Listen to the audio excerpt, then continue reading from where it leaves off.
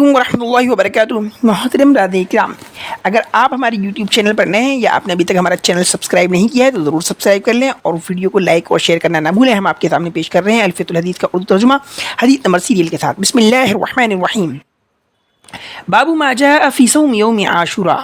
یوم عاشوراء کے دن کے روزے کی فضیلت. عاشوراء کہتے ہیں 10 محرم کی تاریخ کو، محرم کی 10 تاریخ کو. حدیث نمبر 583 عن ابن عباس رضی اللہ عنہما ان رسول اللہ صلی اللہ علیہ وسلم قدم المدینہ. حضرت ابن عباس سے روایت ہے کہ رسول اللہ صلی اللہ علیہ وسلم مدینہ تشریف لائے. قدیم من آنا. فوجد الیہود صیاما یوم عاشوراء، تو یہود کو پایا عاشوراء کے دن روزے سے. یعنی آپ نے یہ دیکھا کہ یہودی لوگ عاشوراء کے دن کا روزہ رکھ رہے ہیں. فقال لهم رسول اللہ صلی اللہ علیہ وسلم، تو رسول اللہ صلی اللہ علیہ وسلم نے ان سے کہا، لہم ان سے کہا، یعنی کہ پوچھا، ما هذا اليوم الذي تصومونه، ما هذا اليوم، یہ دن کیا ہے، یعنی اس دن کی کیا حقیقت ہے، الذي تصومونه، جس کا تم روزہ رکھتے ہو. فقالوا، تو یہودیوں نے کہا، هذا يوم عظیم، یہ ایک عظیم دن ہے، انجى الله فيه موسى وقومه، جس میں اللہ تبارک و تعالیٰ نے موسیٰ کو اور ان کی قوم کو نجات عطا فرمائی. وغرق فرعون وقومه، اور فرعون کو اور اس کی قوم کو ڈبو دیا. فصامہ موسیٰ شکرن، تو موسیٰ علیہ السلام نے شکریہ کے طور پہ روزہ رکھا تھا. فنحن نصومہ، تو ہم بھی اس دن کا روزہ رکھتے ہیں.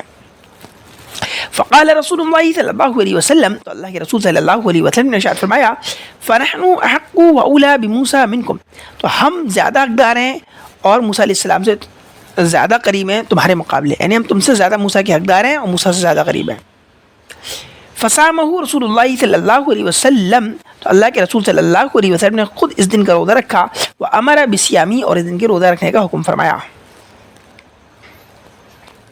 حدیث نمبر 584 عن ابن عباس رضی اللہ عنہما قال، حضرت عبداللہ بن عباس سے روایت ہے، وہ کہتے ہیں، ما رأیت النبی صلی اللہ علیہ وسلم یتحرى صیام یوم فضلہ علی غیرہ الا هذا اليوم عاشوراء وهذا الشهر، یعنی شہر رمضان. حضرت عبداللہ بن عباس سے روایت ہے کہ میں نے نبی کریم صلی اللہ علیہ وسلم کو نہیں دیکھا کہ آپ اہتمام کرتے ہوں کسی دن کے روزہ رکھنے کا جس کی آپ نے دوسرے دنوں کے مقابلے میں فضیلت بیان کی ہو، سوائے اس دن یعنی یوم عاشوراء کے دن کے، یعنی محرم کی 10 تاریخ کے، اور اس مہینے یعنی رمضان کے مہینے کے. اس حدیث سے یہ معلوم ہوا کہ سب سے افضل روزے جو ہیں وہ رمضان کے مہینے کے ہیں، اور رمضان کے بعد اگر کسی دن کے روزے کی فضیلت ہے تو وہ محرم کی 10 تاریخ ہے، کہ محرم کی 10 تاریخ کا روزہ رمضان کے بعد سب سے اہم اور سب سے افضل ہے.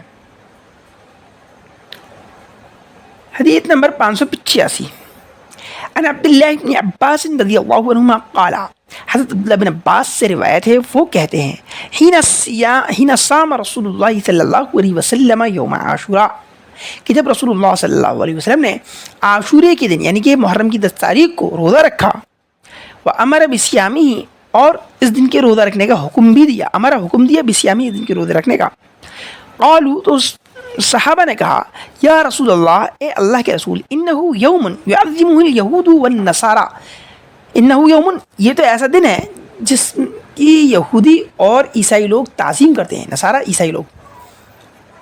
فقال رسول اللہ صلی اللہ علیہ وسلم، تو اللہ کے رسول صلی اللہ علیہ وسلم نے ارشاد فرمایا، فاذا كان العام المقبل ان شاء اللہ صمنا اليوم التاسع، کہ اگلے سال اگر اللہ نے چاہا تو ہم 9 تاریخ کا بھی روزہ رکھیں گے، تاکہ یہودیوں میں اور ہم میں جو ہے مشابہت نہ ہو. قال، راوی کہتے ہیں، فلم یأتی العام المقبل، تو آئندہ سال اگلی سال نہیں آئی، حتیٰ توفی رسول اللہ صلی اللہ علیہ وسلم، یہاں تک کہ رسول اللہ صلی اللہ علیہ وسلم کی وفات ہو گئی. یعنی اگلی سال آنے سے پہلے ہی رسول اللہ صلی اللہ علیہ وسلم کی وفات ہو گئی، جس کی وجہ سے آپ 9 تاریخ کا روزہ نہ رکھ سکے. اس حدیث سے معلوم ہوتا ہے کہ ہمیں صرف جو ہے محرم کی 10 تاریخ کا روزہ نہیں رکھنا چاہیے، بلکہ 10 تاریخ کے ساتھ میں ہمیں محرم کی 9 یا 11 تاریخ کا روزہ بھی رکھنا چاہیے.